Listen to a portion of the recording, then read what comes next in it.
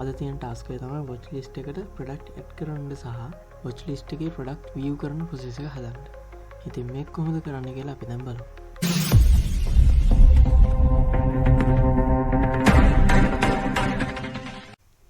ඉතින් buy now page එකේ තියෙන බටන් එකක් ක්ලික් කරපුවම තමයි watch list එකට product එක add වෙන්නේ. දැන් බලමු කොහොමද මේක කෝඩ් කරන්න කියලා අපි.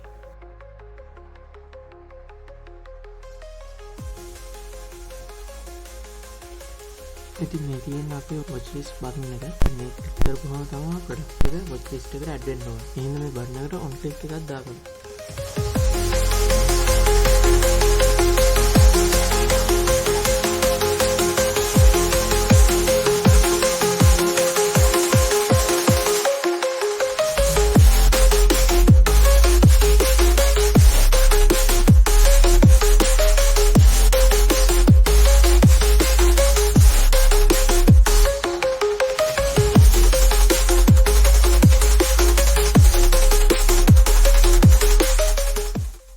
ඉතින් අපේ watch list කියන ෆන්ක්ෂන් එකේදී ෆන්ක්ෂන් එක කෝල් කරද්දී ID එක අරගෙන ඉවිල්ලා තියෙනවා.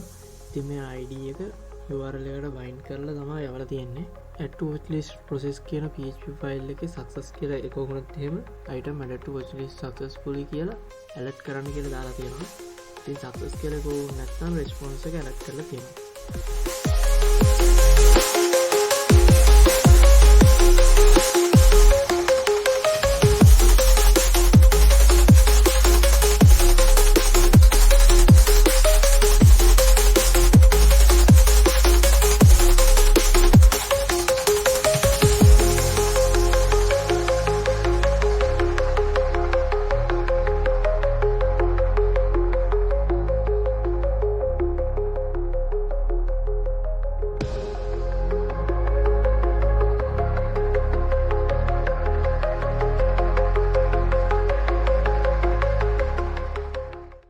ඉතින් මෙතනදී එකටම session එක start කරලා තියෙනවා. ඊට පස්සේ connection file එක import කරලා තියෙනවා.